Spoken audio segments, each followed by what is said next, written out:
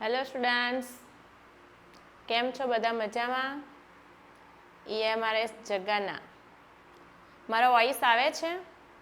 જો મારો અવાજ આવતો હોય તો ચેટ મેસેજમાં યસનો મેસેજ કરશો પ્લીઝ.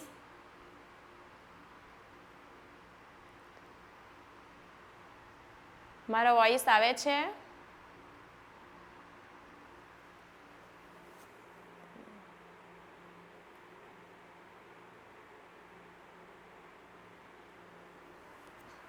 ઓકે, તો આજે આપણે આજનો સેશન શરૂ કરીએ છીએ. બધી સ્કૂલ ફટાફટ જોઈન થઈ રહી છે. ચલો, આજે આપણે શું શીખવાના છે, બરાબર ને? આજે બધા તમે સ્કૂલમાં આવી ગયા છો હવે તો, મોસ્ટ ઓફ સ્ટુડન્ટ્સ. તો આજનો જે સેશન છે, આપણે વેકેશનમાં આપણું એક ચેપ્ટર સ્ટાર્ટ થઈ ગયું હતું જેનું નામ હતું આનુવંશિકતાનો આણ્વીય આધાર, બરાબર? એ ચેપ્ટર આપણું ચાલતું હતું. એની અંદર આજનો જે આપણો ટોપિક છે એ ટોપિકનું નામ છે જીનેટિક કોડ, એટલે કે જનીન સંકેત, અને આપણે ટ્રાન્સલેશન એટલે કે ભાષાંતરણ, એ બે ટોપિક છે એનું આજે આપણે ડિસ્કસ કરવાના છે. તો ચાલો આપણે શરૂ કરીએ છીએ આજનો સેશન. તો સૌથી પહેલાં આપણે શીખશું કે કોને કહીશું આપણે. 1 મિનિટ.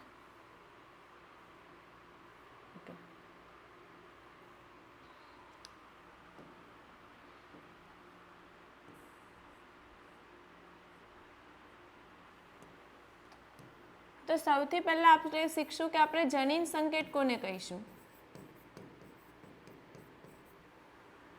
તો સ્ટુડન્ટ્સ, આપણને બધાને ખબર છે કે આ રીતે ડીએનએ હોય. ડીએનએ બેવડી શૃંખલામય રચના ધરાવે છે. આ રીતે ડીએનએ હોય. પછી એ ડીએનએનું શું થાય? સ્વયંજનન થાય. સ્વયંજનન થશે તો એકમાંથી આ રીતે 2 ડીએનએ બનશે.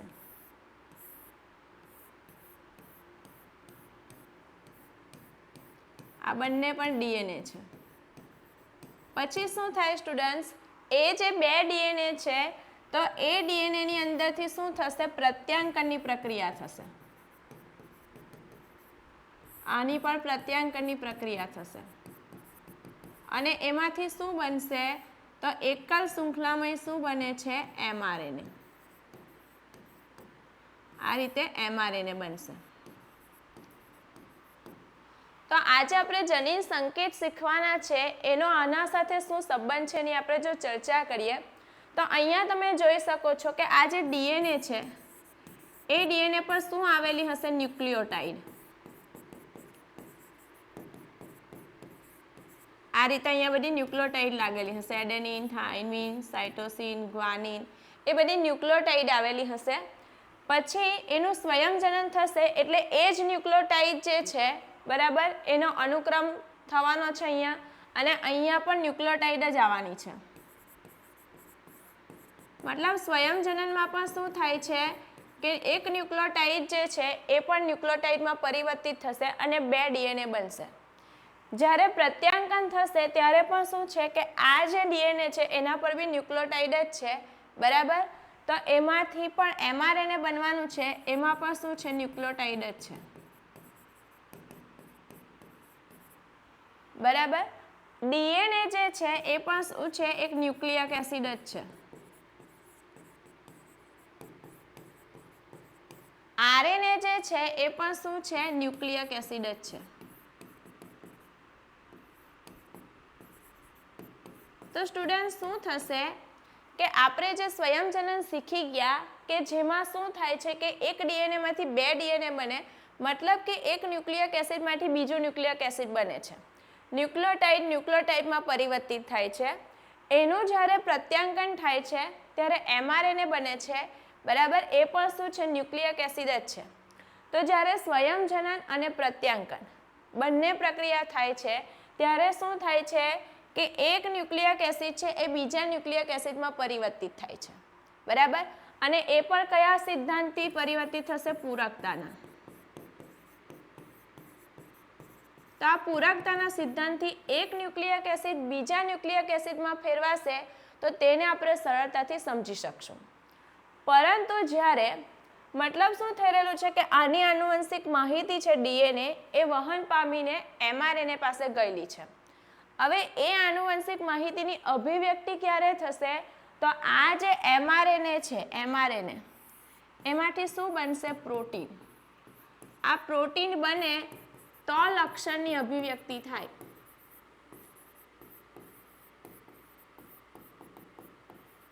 એટલે આપણે આનુવંશિક માહિતીનું mRNA પાસેથી વહન કોની પાસે કરાવવાનું છે? પ્રોટીન પાસે. આ પ્રોટીન શાનું બનેલું હશે? તો એમાં આ રીતે બનેલા હશે એમિનો એસિડ. એમિનો એસિડની શૃંખલા હશે.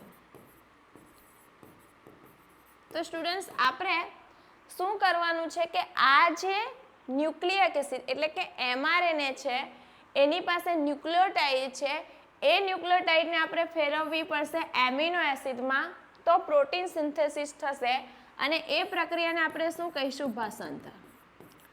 હવે આપણને એ પણ ખબર છે કે જો અહીંયા ડીએનએમાં કોઈ ફેરફાર આવે, મતલબ ડીએનએ પર જે ન્યુક્લિયોટાઇડનો અનુક્રમ છે એમાં કોઈ ફેરફાર આવે તો mRNAમાં તો ફેરફાર આવશે જ, એની સાથે સાથે પ્રોટીનમાં પણ ફેરફાર આવશે. બરાબર? તો એવું કેમ થાય છે કે mRNA ન્યુક્લિયોટાઇડમાં ફેરફાર આવ્યો તો પ્રોટીનમાં બી કેમ ફેરફાર આવે છે? બંને વચ્ચે સંબંધ શું છે? mRNA અને પ્રોટીન, એટલે કે mRNA ન્યુક્લિયોટાઇડ અને એમિનો એસિડ એના વચ્ચે સંબંધ શું છે? તો એ બંને વચ્ચે સંબંધ શું છે એ સમજવા માટે આપણે શોધ કરી જનીન સંકેતની. પહેલા આટલી વસ્તુ સમજો. જનીન સંકેતની શોધ શાના માટે થઈ? કે mRNA પર જે ન્યુક્લિયોટાઇડનો ક્રમ છે, બરાબર, અને પ્રોટીનમાં જે એમિનો એસિડ છે એ બંને વચ્ચે શું લેવા દેવા છે, તો એના વચ્ચે શું લેવા દેવા છે એની શોધ કરવા માટે આપણે જનીન સંકેતની શોધ કરી. તો એટલા માટે આની શોધ થઈ. બરાબર? આટલી વસ્તુ ક્લિયર થયું? હવે આપણે વાત કરીએ, અહીંયા એ જ વસ્તુ લખેલું છે કે સ્વયંચલન અને પ્રત્યાંકન દરમિયાન શું થાય છે? એક ન્યુક્લિયક એસિડમાંથી બીજું ન્યુક્લિયક એસિડ બને છે અને પૂરકતાના સિદ્ધાંતથી બને છે, એટલે પ્રક્રિયા સમજવી કેવી છે? સરળ છે. બીજું, ભાષાંતરણની પ્રક્રિયા થવાની છે ત્યારે આનુવંશિક માહિતી સ્થાનાંતરિત કરવા જરૂરી છે કે આપણે જે ન્યુક્લિયોટાઇડનો પોલિમરમાંથી આપણે શું બનાવવાનું છે? એમિનો એસિડના પોલિમરનું સંશ્લેષણ કરવાનું છે. એમિનો એસિડ અને ન્યુક્લિયોટાઇડ એકબીજાના પૂરક પણ નથી. બરાબર? તો એને આપણે સૈદ્ધાંતિક રીતે સમજવા પણ કેવા છે? મુશ્કેલ છે. તો હવે આપણે શું શીખવાના છે? આપણને એ પણ ખબર છે કે જો ન્યુક્લિયક એસિડની અંદર કોઈ ફેરફાર આવશે તો પ્રોટીનના એમિનો એસિડમાં પણ પરિવર્તન આવે છે. બરાબર? અને એ બાબતને આધાર આપતા આપણી પાસે પુરાવા પણ છે. તો એવું શું છે? મતલબ આરએનએ પરના ન્યુક્લિયોટાઇડ અને પ્રોટીનના એમિનો એસિડ એ બંને વચ્ચે શું સંબંધ છે એ સમજવા માટે જનીન સંકેતની શોધ થઈ. બરાબર? આટલી વાત ક્લિયર છે. હવે આગળ વધીએ. જનીન સંકેતની શોધ તો થઈ ગઈ, પણ એ જે જનીન સંકેત છે એક અક્ષરી છે, દ્વિઅક્ષરી છે કે ત્રિઅક્ષરી છે એ સમજવું મુશ્કેલ હતું. બરાબર? એના માટે ઘણા બધા રસાયણશાસ્ત્રી પણ આવી જાય છે સમજવા. એના માટે ભૌતિક શાસ્ત્રી પણ આવે છે, જનીન શાસ્ત્રી પણ આવે છે એનો અભ્યાસ કરવા માટે, જીવ વિજ્ઞાની પણ આવે છે, જીવ વૈજ્ઞાનિક પણ. આ બધા જે વૈજ્ઞાનિકો છે એ જનીન સંકેતની શોધમાં લાગી પડે છે, એનો અભ્યાસ કરવા લાગી પડે છે. તો એમાં એક વૈજ્ઞાનિક છે જેનું નામ છે જ્યોર્જ ગેમોવ. આ ભૌતિક શાસ્ત્રી છે. આ ભૌતિક શાસ્ત્રી શું કહે છે કે આપણી પાસે જે ન્યુક્લિયોટાઇડ છે તે ન્યુક્લિયોટાઇડની સંખ્યા કેટલી છે સ્ટુડન્ટ્સ? આપણી પાસે 4 છે. કઈ કઈ 4 છે? એડેનિન, થાઇમિન, ગ્વાનિન, આપણે mRNAનું લઈશું તો આપણી પાસે એડેનિન, યુરેસિલ, ગ્વાનિન અને સાઇટોસિન. આ 4 આપણી પાસે ન્યુક્લિયોટાઇડ છે. એમિનો એસિડ કેટલા છે જે પ્રોટીન બનાવે છે? તો એ એમિનો એસિડ છે 20. હાલમાં 22 છે, પણ આપણે બુક પ્રમાણે જઈશું એમિનો એસિડ આવશ્યક એમિનો એસિડ 20 છે. તો આ 20 એમિનો એસિડનું કોણ સંકેતન કરશે? ન્યુક્લિયોટાઇડ સંકેતન કરે. જો આ સંકેતન એક અક્ષરી હોય તો શું થશે? આપણી પાસે 4 ન્યુક્લિયોટાઇડ છે, તો એનાથી સંકેતન કેટલા આવશે? માત્ર 4 સંકેત. મતલબ માત્ર 4 જ એમિનો એસિડનું સંકેતન થશે. પણ આપણી પાસે કેટલા છે? 20 છે. તો એના માટે આપણે એ ના માની શકીએ કે એક અક્ષરી જનીન સંકેત હશે. પછી આપણે જોઈએ કે જો જનીન સંકેત કેવા છે? દ્વિઅક્ષરી છે.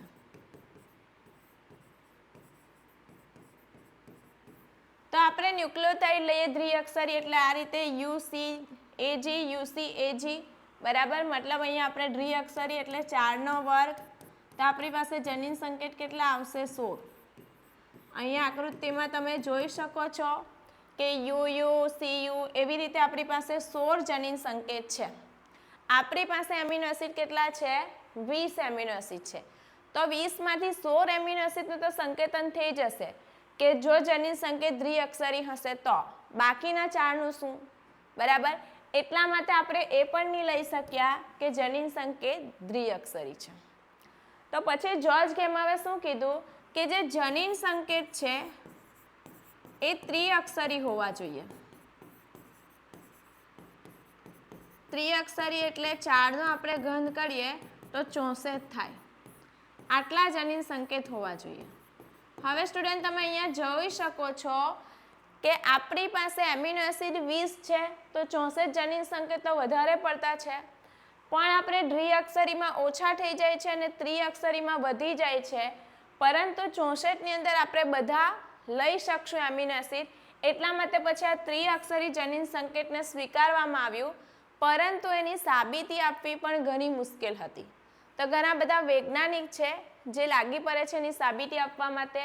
કેવી રીતે સાબિતી આપે છે તેની ચર્ચા કરીએ.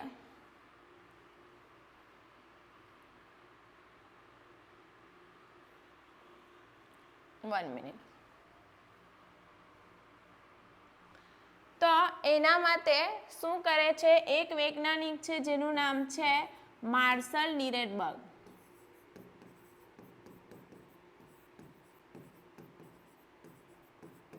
એક વૈજ્ઞાનિક છે કે જેનું નામ છે હરવિંદ ખોરાના.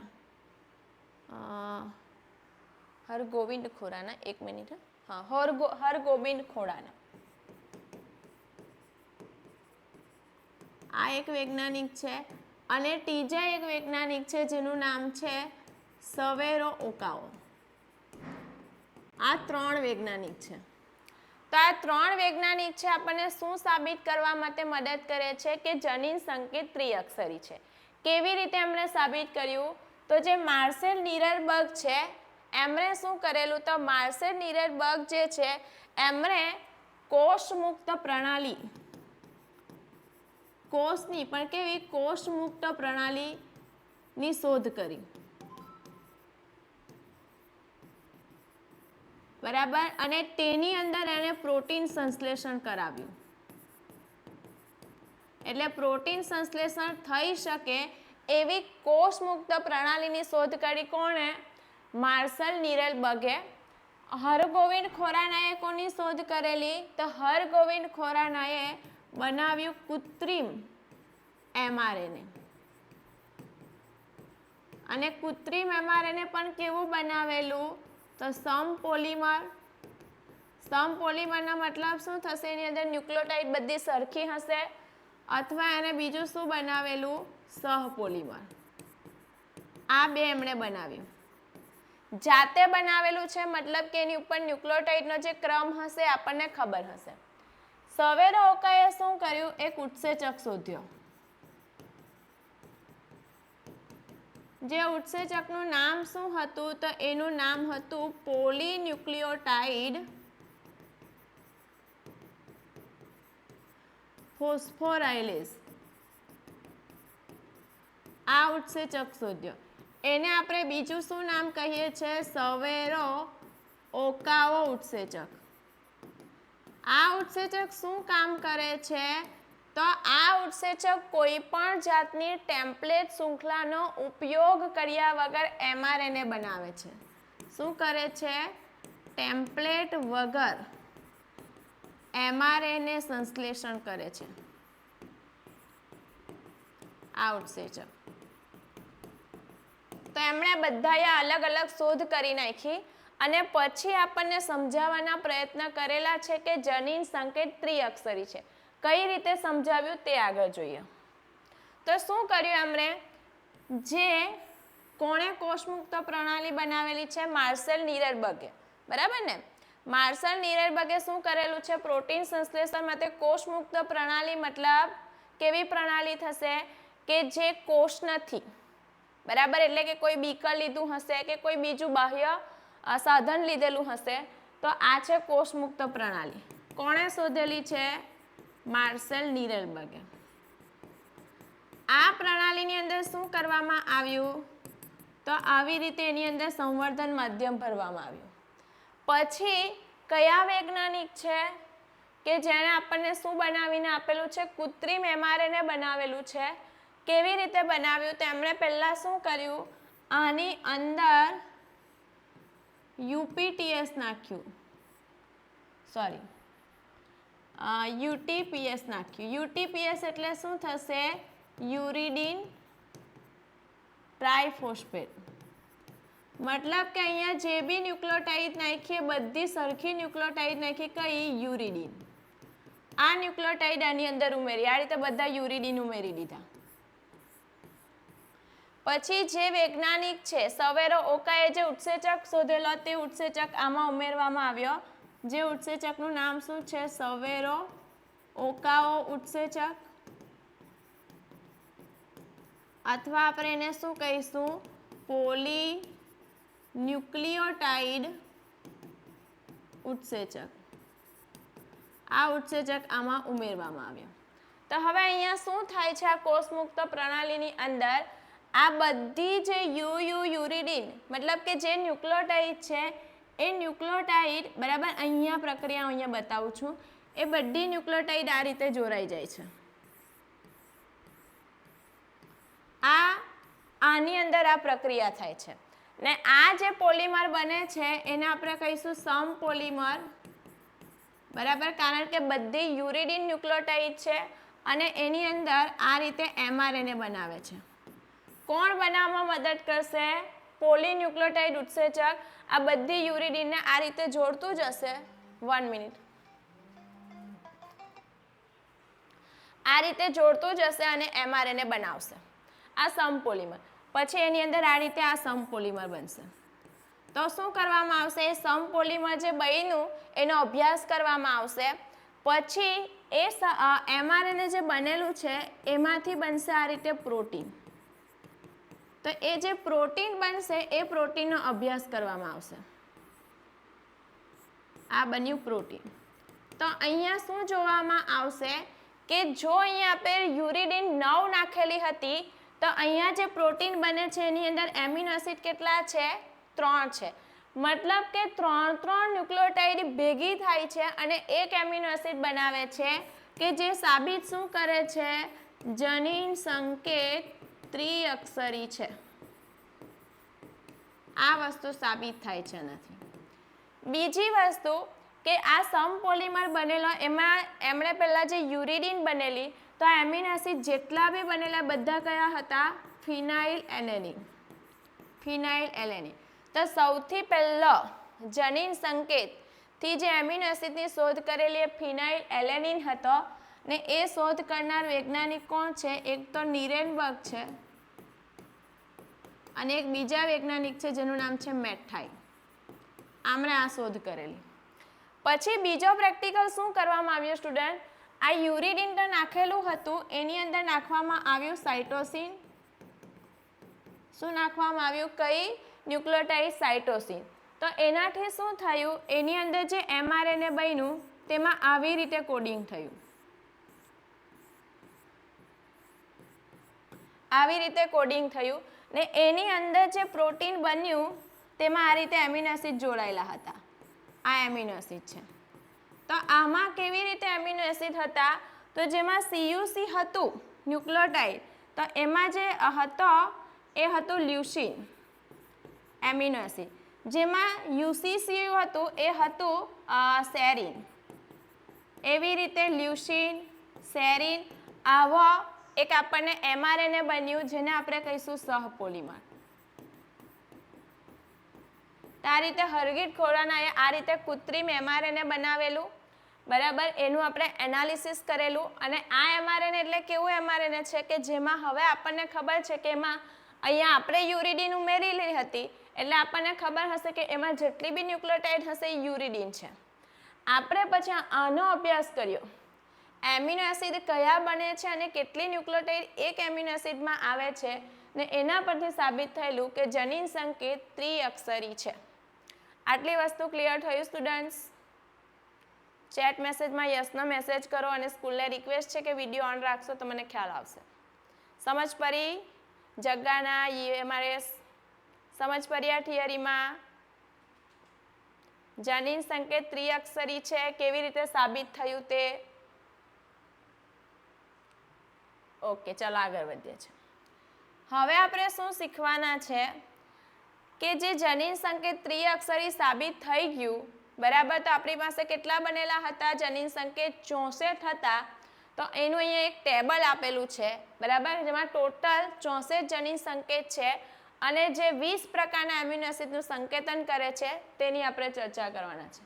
તમે અહીંયા જોઈ શકો છો કે આ જે છે ફિનાઇલ એલેનિન છે, લ્યુસીન છે, બરાબર, બધામાં કેવા છે? જનીન સંકેત ત્રિઅક્ષરી છે, બરાબર. આનો આપણે અભ્યાસ કરવાનો છે. તમે અહીંયા ઘણી બધી વસ્તુ જોઈ શકો છો કે આ એક જ એમિનો એસિડ છે પણ એના જનીન સંકેત કેવા છે? એક કરતાં વધારે છે. આ ટોટલ જનીન સંકેત કેટલા છે? 64 છે.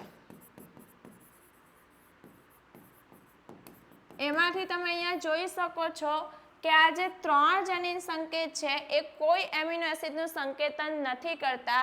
મતલબ કે 64 એમિનો એસિડમાંથી ખાલી 61 જ છે એ જનીન સંકેત એવા છે કે જે એમિનો એસિડનું સંકેતન કરે. હવે આપણે શીખવાના છે જનીન સંકેતના ગુણધર્મો. તો પહેલો ગુણધર્મ એવું કહે છે કે જનીન સંકેત હંમેશા કેવા હશે? ત્રિઅક્ષરી હશે. અત્યારે જ મેં કીધું કે 64 જનીન સંકેત છે એમાંથી 61 જનીન સંકેત હશે જે એમિનો એસિડનું સંકેતન કરશે.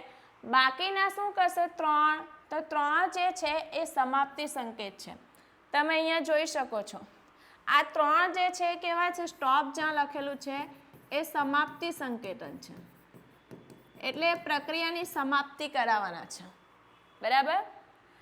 બીજું જો આપણે વાત કરીએ તો હવે આપણે શીખવાના છે કે અવનત જનીન સંકેત એટલે શું? અવનત.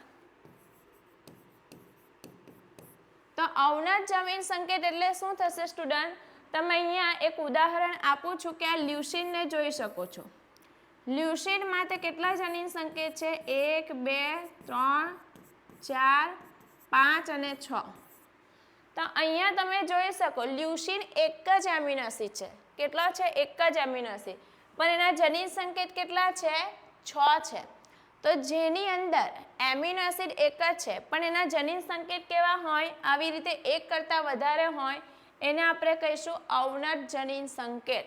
તમે અહીંયા ઘણા બધામાં જોઈ શકો છો. અહીંયા પણ લ્યુસીનમાં જોઈ શકો છો, એવી રીતે આમાં બી જોઈ શકો છો, પ્રોલિનમાં બી, કે પ્રોલિન એક જ એમિનો એસિડ છે, જનીન સંકેત 4 છે, બરાબર. તો હવે આપણી પાસે બધા બહુ એમિનો એસિડ છે કે જેના જનીન સંકેત કેવા છે? એક કરતાં વધારે છે. તો એવા જનીન સંકેતને આપણે શું કહીશું? અવનત જનીન સંકેત. જો એક જ એમિનો એસિડ એક કરતાં વધારે સંકેતો દ્વારા સંકેતિત થાય તો આપણે એને શું કહીશું? અવનત જનીન સંકેત.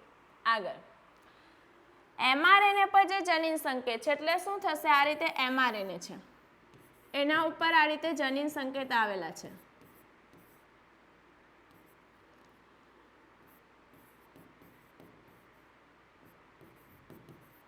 આ રીતે જનીન સંકેત આવેલા છે. તો હંમેશા જ્યારે આ mRNA પર જનીન સંકેત tRNA આવીને વાંચશે તો આ જનીન સંકેત હંમેશા સતત વંચાશે. એવું નહીં થશે કે ચાલો એને આટલા વાંચી નાખ્યા પછી આટલા વાંચશે, એવું થશે નહીં.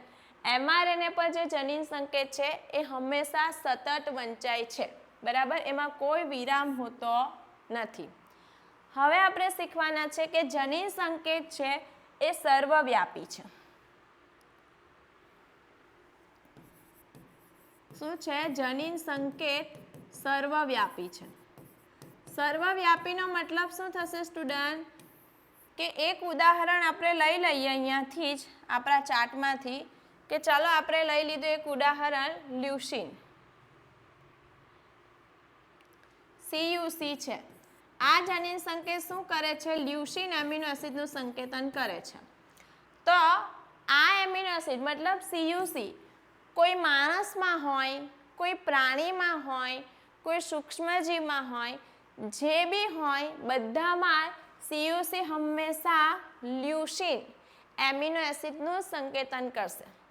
એવી રીતે કોઈ બીજા એમિનો એસિડનું સંકેતન કરતા જે સંકેત છે એ દરેક પ્રાણીમાં કેવો હશે? સરખો હશે. એમાં અમુક અપવાદ છે. અપવાદની જો વાત કરીએ તો આપણો એક જનીન સંકેત છે, સમાપ્તિ જનીન સંકેત છે UGA. આ UGA જનીન સંકેત છે જે આપણે કેવા પ્રાણી છે? સસ્તન. તો સસ્તન જેવા ઘણા બધા પ્રાણીની અંદર આ જનીન સંકેત કેવા છે? સમાપ્તિકારક છે, સમાપ્તિ જનીન સંકેત છે. પરંતુ જો આપણે વાત કરીએ કોની? કોષમાં શું આવેલું છે? કણાભ સૂત્ર. ને એ કણાભ સૂત્રને પોતાનું DNA છે.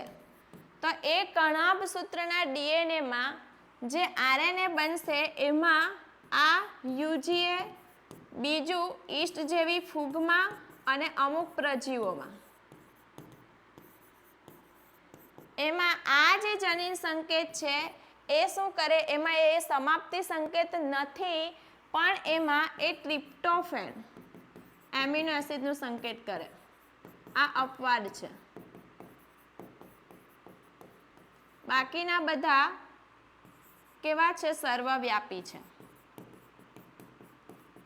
બીજું જે એક ઉદાહરણ લઈએ તો આપણામાં જે AGG પછી AGA એ કયા એમિનો એસિડનું સંકેતન કરે છે? આર્જિનિન.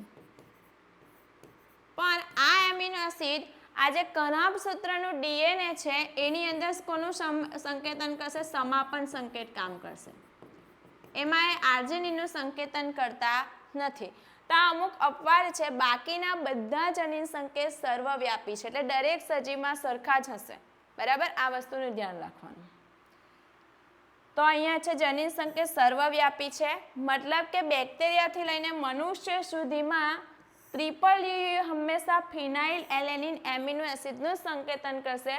અમુકમાં અપવાદરૂપ છે, જેવા કે કણાભ સૂત્રમાં અને કેટલાક પ્રજીવોમાં. મેં તમને બતાવી દીધું.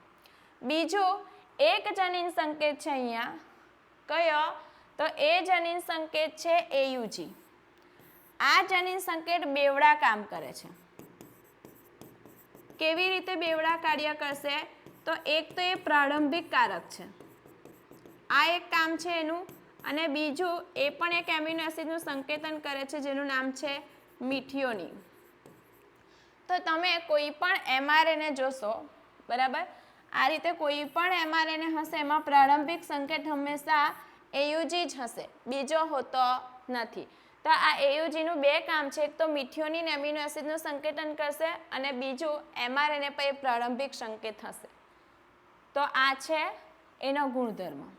ત્રીજું આપણે સમાપ્તિ સંકેત લાસ્ટ કયા કયા છે? તો હંમેશા યાદ રાખવાના છે UAA, UAG અને UGA. આ ત્રણ જે છે 64માંથી આ ત્રણ એ કોઈ પણ એમિનો એસિડનું સંકેતન નથી કરતા, એ સમાપન સંકેત છે, એટલે કે પ્રક્રિયાની સમાપ્તિ થઈ જશે આનાથી. તો આટલા ગુણધર્મ છે જનીન સંકેતના. બોલો અહીંયા સુધી ક્લિયર છો? અહીંયા સુધી ક્લિયર? ઓકે, ચાલો આગળ વધીએ છીએ. હવે આપણે થોડા જનીન સંકેતના MCQ છે તે જોઈએ. નીચેનામાંથી કયું જૂથ અવનત સંકેતનું પ્રતિનિધિત્વ કરે છે? મેં તમને અત્યારે જ કીધું અવનત જનીન સંકેત એટલે શું હશે? એમિનો એસિડ એક જ છે પણ એના જનીન સંકેત એક કરતાં વધારે. આ 3 આપેલા છે એ કયા થઈ જશે સ્ટુડન્ટ? એ તો સમાપન સંકેત છે એટલે એ તો ના આવશે. GUA બરાબર, આ બધામાં તમે જોઈ લો GUA, અહીંયા તમારે એને શોધવાનું છે GUA. ઓકે, આપણે શોધી લઈએ છીએ ફટાફટ. ઓકે, આ જે છે GUA શું છે? વેલેનાઇનનું જનીન સંકેત કરે છે. એવી જ રીતે 1 મિનિટ, આની અંદર આ GUG આ પણ બધા જનીન સંકેત કરે છે પણ એક કરતાં વધારે છે. પણ સ્ટુડન્ટ આની અંદર 1 મિનિટ,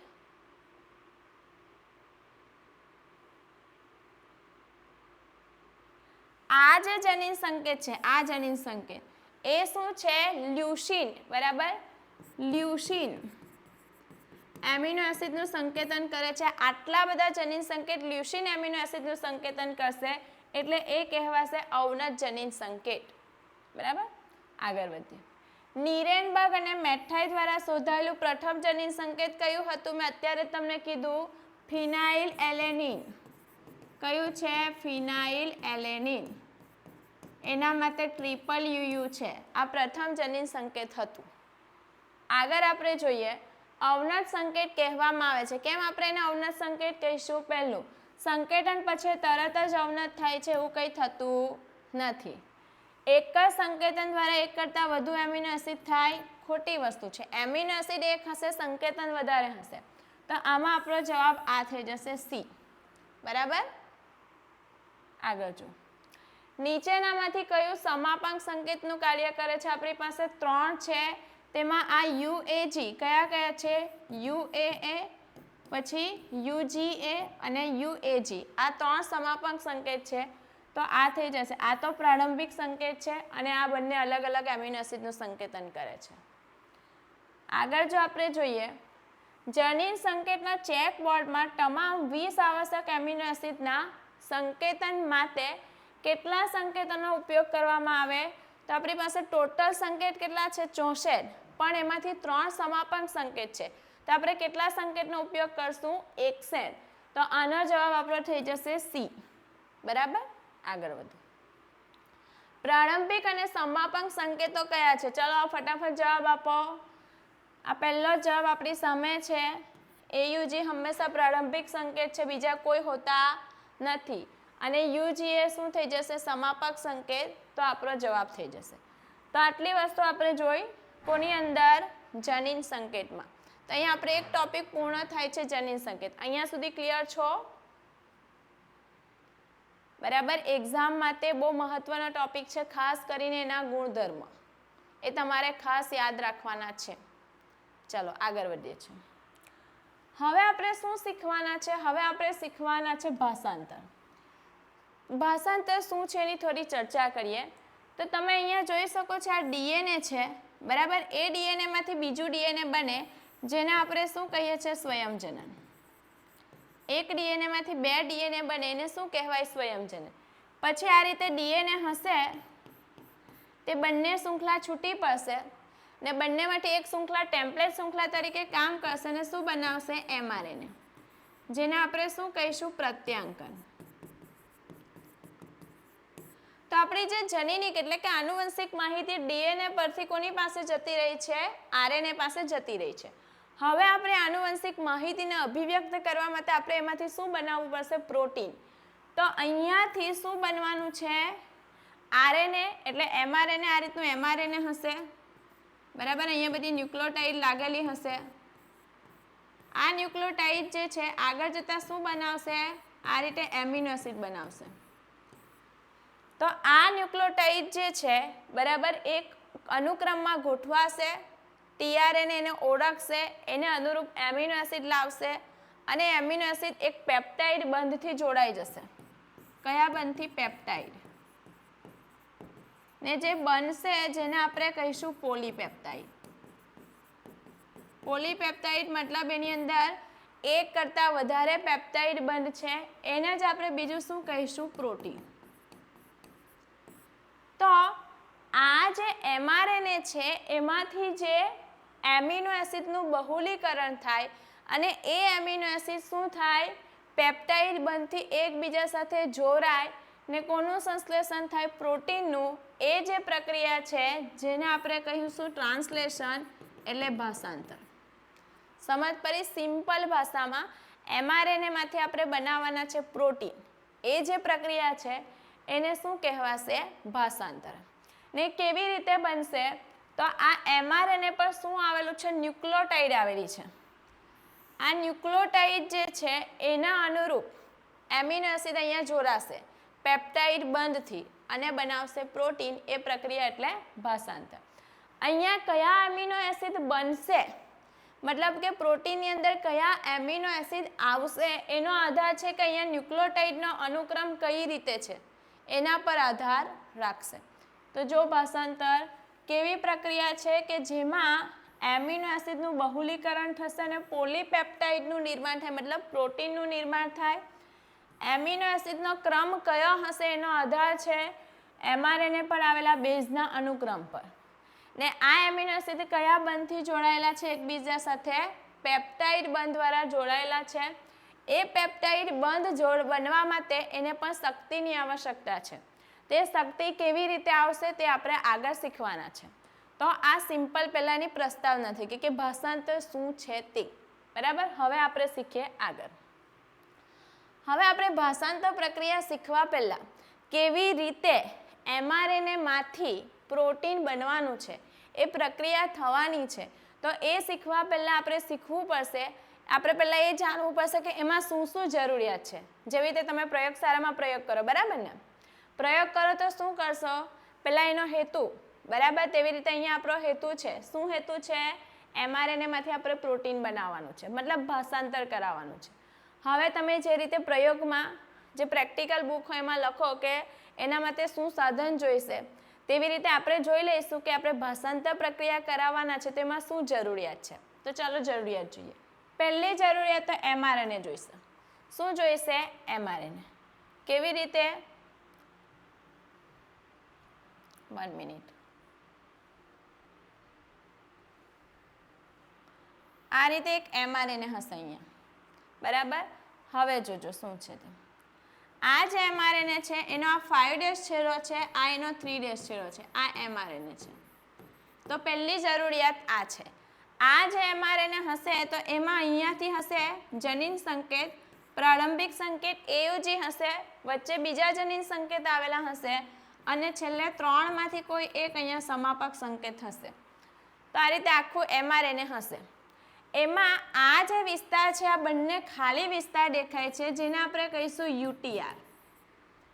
બંને છેડા પાસે આ વિસ્તાર ખાલી હશે જેને કહેવાય UTR. UTR નું પૂરું નામ શું થાય? અનટ્રાન્સલેટેડ રિજન, મતલબ કે ભાષાંતર રહિત વિસ્તાર. ભાષાંતર રહિત વિસ્તાર બંને પાસે આ રીતે UTR આવેલું છે. આટલો ભાગ અને આટલો ભાગ ભાષાંતરની પ્રક્રિયામાં ભાગ લેવાનો નથી. આ વચ્ચેનો જે ભાગ છે એ જ ભાષાંતરમાં ભાગ લેશે. તો પહેલી રિક્વાયરમેન્ટ આ છે કે આપણને ભાષાંતર પ્રક્રિયા કરવા માટે આવું mRNA જોઈશે જેના પર આ રીતે ન્યુક્લિયોટાઇડ આવેલી હશે, બરાબર? બીજી જરૂરિયાત છે આપણને tRNA. tRNA નું કામ શું છે? તો અહીંયા આ રીતે બધી ન્યુક્લિયોટાઇડ લાગેલી છે. આ બધી ન્યુક્લિયોટાઇડ લાગેલી છે. તો tRNA શું કરશે? આ રીતે tRNA અહીંયા આવશે. 1 મિનિટ. અહીંયા tRNA આવશે આ રીતે.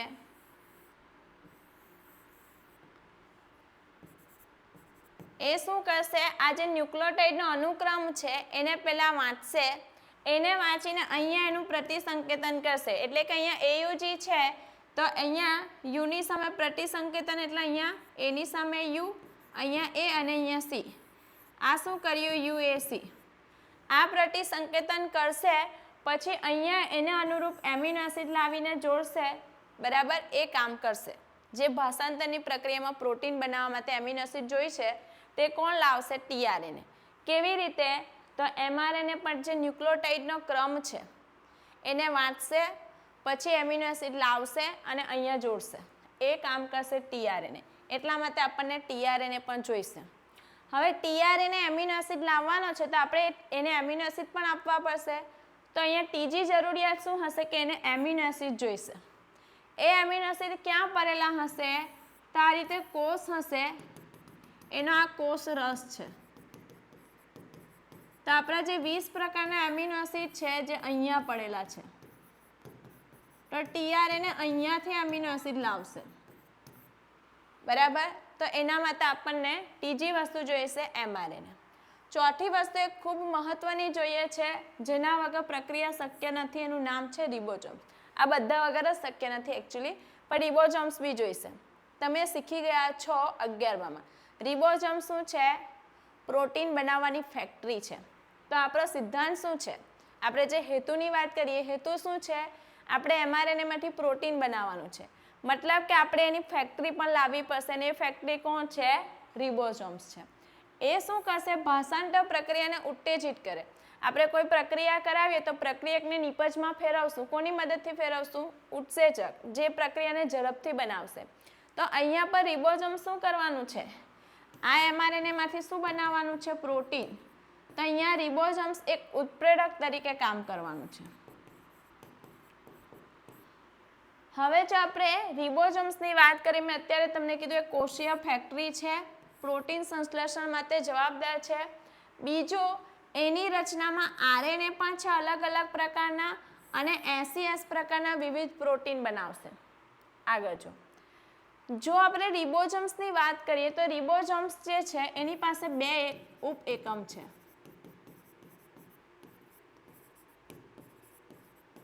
કયા કયા 2 ઉપએકમ છે? એક છે નાનો ઉપએકમ અને બીજો જે છે એ મોટો ઉપએકમ છે. તો અહીંયા જો હું વાત કરું છું કોની? આડી કોષ કેન્દ્રી સજીવની. તો આડી કોષ કેન્દ્રીમાં જે રિબોઝોમ્સ છે કયા છે? 70S પ્રકારના છે. એમાં મોટો એકમ 50S છે અને નાનો એકમ 30S છે. મોટો એકમ જે 50S છે એની અંદર કયા કયા આરએનએ છે? તો 5S આરએનએ અને 23S આરએનએ 50S વાળા મોટા ઉપએકમ પાસે છે. અને નાના પાસે કયો છે? 16S RNA. તો આ કોની અંદર? આડી કોષ કેન્દ્રીનો રિબોઝોમ્સ. જો હું વાત કરું છું સુકોષ કેન્દ્રીમાં રિબોઝોમ્સની, તો સુકોષ કેન્દ્રીમાં કયા? 80S પ્રકારનો રિબોઝોમ્સ છે, જેમાં જે મોટો એકમ છે 60S છે અને નાનો એકમ 40S.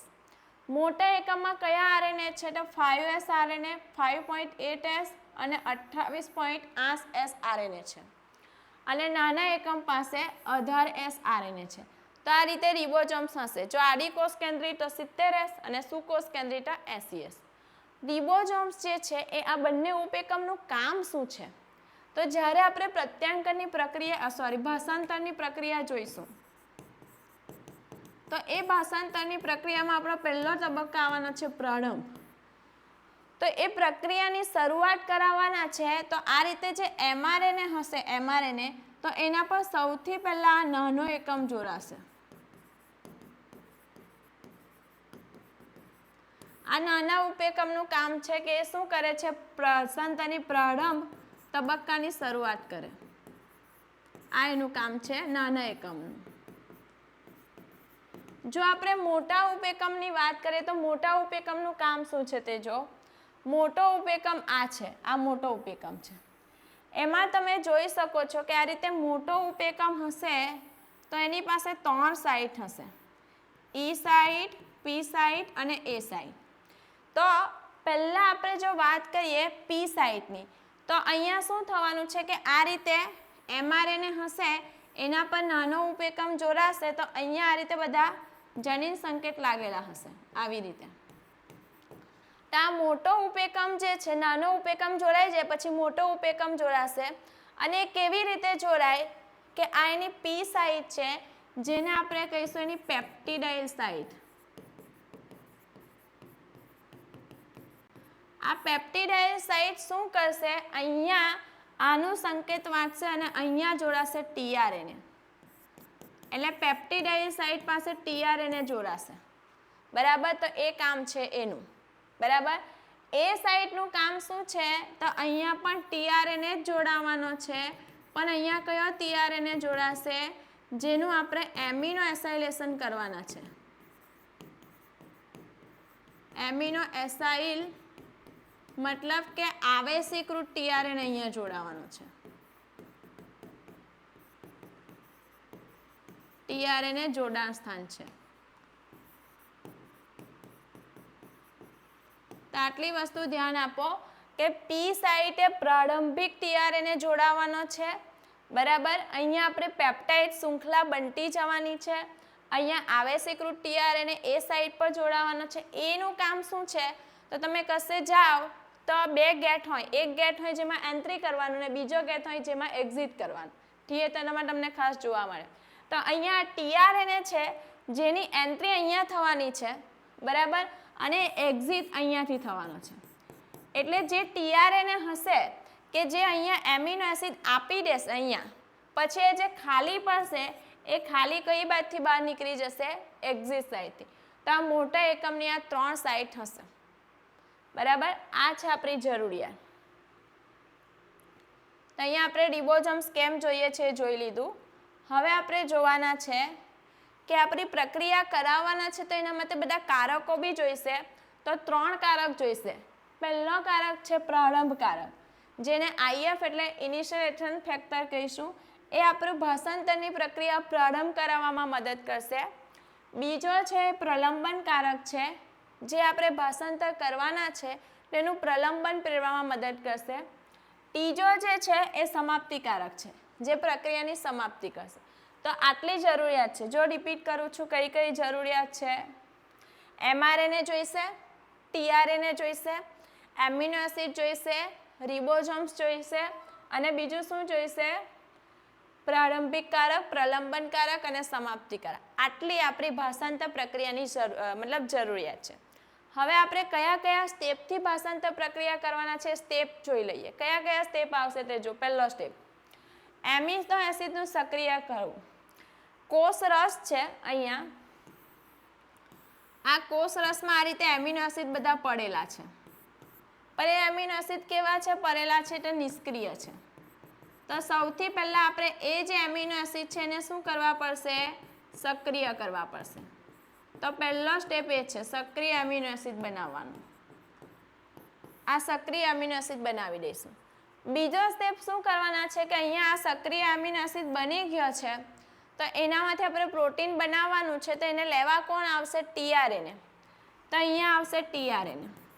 તો આપણે શું કરશું, એ જે tRNA છે એને પણ ચાર્જ કરી દઈશું, આવેશીકૃત કરી દઈશું. કઈ રીતે, તો સક્રિય એમિનો એસિડને આપણે tRNA સાથે જોડી દઈશું, એટલે સક્રિય થઈ જશે, આવેશીકૃત થઈ જશે.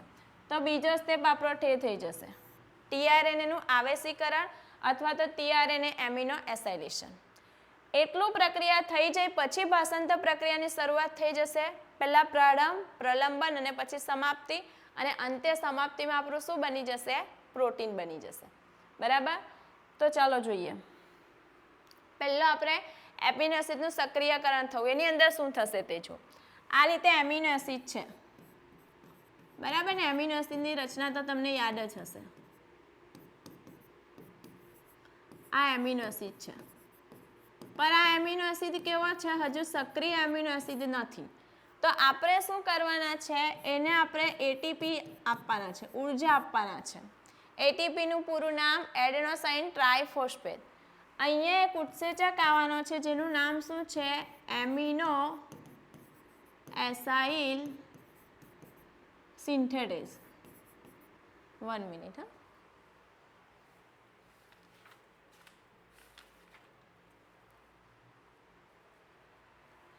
એમિનો એસાઇલ સિન્થેટેઝ આ ઉત્સેચક છે. આ ઉત્સેચક શું કરશે તે જો. આ જે એમિનો એસિડ છે, આપણી પાસે આ રીતે એમિનો એસિડ છે. એ એમિનો એસિડ સાથે કોને જોડી દેશે? એની સાથે જોડી દેશે એએમપીને. ખાસ ધ્યાન આપજો. કોને જોડી દીધું? AMP, adenosine monophosphate. અહીંયા શું છે એટીપીમાં? એડેનિન સાથે આ રીતે 3 ફોસ્ફેટ છે. તો આપણે એમિનો એસિડને સક્રિય કરવું છે તો આપણે એને ઉર્જા આપશું. મતલબ તે ઉર્જા આપણે ક્યાંથી મેળવશું? એડિનોસાઇન ટ્રાઇફોસ્ફેટ, આ બંધ વચ્ચે ઉર્જાનો સંગ્રહ થયેલો છે. તો આપણે અહીંયાથી શું કરવાના છે? આ બંધને તોડવાના છે. એટલે ઉર્જા મુક્ત થશે. એનાથી આપણે શું કરશું? સક્રિય એમિનો એસિડ બનાવશું. ને અહીંયા આપણે 2 ફોસ્ફેટને છૂટા પાડી નાખશું. આ આપણો શું બની ગયો? સક્રિય એમિનો એસિડ, જેની પાસે એડિનોસાઇન મોનોફોસ્ફેટ લાગેલું છે. તો આપણો પહેલો સ્ટેપ અહીંયા પૂર્ણ થયો. આપણે સક્રિય એમિનો એસિડ બનાવી દીધો છે. બરાબર. એને સિમ્પલ રીતે યાદ રાખવા માટે આપણે આવી રીતે પણ લખી શકીએ. આ સક્રિય એમિનો એસિડ છે, એની સાથે લાગેલું છે એએમપી. આ આપણો સક્રિય એમિનો એસિડ છે. બીજો ચરણ શું છે તે જો. ટીઆરએનએનું આવેશીકરણ. આપણે શું કરવાના છે? ટીઆરએનએ જે છે એને હવે આપણે સક્રિય, એને ઉર્જા આપવાના છે અને ચાર્જ કરવાના છે. તો આપણી પાસે કોણ છે? આ રીતે સક્રિય એમિનો એસિડ છે. એ જે સક્રિય એમિનો એસિડ છે એને આપણે જોડવાના છે ટીઆરએનએ સાથે. આપણું ટીઆરએનએ છે, એનો 5' છેડો, એનો 3' છેડો. આ ટીઆરએનએ છે પણ કેવો છે? હજુ ચાર્જ નથી, સક્રિય નથી. આ સાદો ટીઆરએનએ છે. તો એની સાથે આપણે સક્રિય એમિનો એસિડ જોડશું. કયા ઉત્સેચકની મદદથી જોડશું? તો અહીંયા જે છે એનું નામ છે એમિનો એસિટાઇલ ટીઆરએનએ સિન્થેટેઝ. આ ઉત્સેચક અહીંયા આવશે ને શું કરશે? આનો જે 3' છેડો આ રીતે ટીઆરએનએ છે એનો આ 3' છેડો છે, અહીંયા એમિનો એસિડ જોડાઈ જશે. અહીંયા એમિનો એસિડ જોડાઈ જશે. આ 5' છેડો, આ છે એમિનો એસિડ. હંમેશા એ 3' છેડા પાસે જ અહીંયા જોડાશે. બરાબર. શું છૂટું પડી જશે?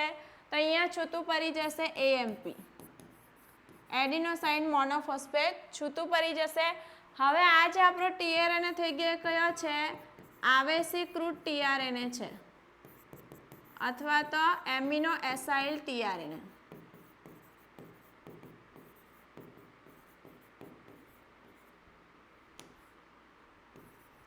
Amino acetyl tRNA. હંમેશા ધ્યાન આપજો કે 3' છેડા પાસે એમિનો સમૂહ, એમિનો એસિડ જોડાશે. એનો NH તો છેડો મુક્ત છે, એની અંદર આવી રીતે કાર્બોક્સિલિક છેડો પણ હતો, યાદ હોય તો. આ NH2 છે તો આ કાર્બોક્સિલિક સમૂહ હતો. તો આ કેમ આપણને દેખાતો નથી? કારણ કે એ અહીંયા જોડાયેલો છે, એ મુક્ત નથી. મુક્ત છેડો આપણને NH2 જ દેખાશે. આ રીતે આપણું બની જશે ટીઆરએનએ, જેને આપણે આવેશીકૃત કરી નાખ્યો. હવે આપણા જે તબક્કા છે પ્રારંભ, પ્રલંબન અને સમાપ્તિ. બરાબર. પણ અત્યારે હવે આપણે નવો બાકીનું છે, કાલે જોઈશું. પ્રારંભ, પ્રલંબન અને સમાપ્તિ કઈ રીતે થશે તે. આટલા 2 સ્ટેપ અત્યારે આપણે જોઈ લીધા ભાષાંતરના. કયા કયા? એમિનો એસિડને પહેલાં સક્રિય કરી નાખ્યો અને પછી આપણે કોને સક્રિય કરી નાખ્યું? ટીઆરએનએ. હવે બંને ચાર્જ થઈ ગયા છે. હવે ફટાફટ એ બંને શું કરવાના છે? પ્રોટીન બનાવવામાં ભાગ લેવાના છે. તો બાકીનું હવે આપણે નેક્સ્ટ સેશનમાં જોઈશું. ઓકે, ચાલો તો મળીએ આપણે નેક્સ્ટ સેશનમાં. હા, કોઈને કોઈ ક્વેશ્ચન્સ છે? પહેલાં મેસેજમાં મેસેજ કરશો પ્લીઝ. કોઈને જો કોઈ પ્રોબ્લેમ, કંઈ મેસેજ હોય તો ચેટ મેસેજમાં મેસેજ કરો.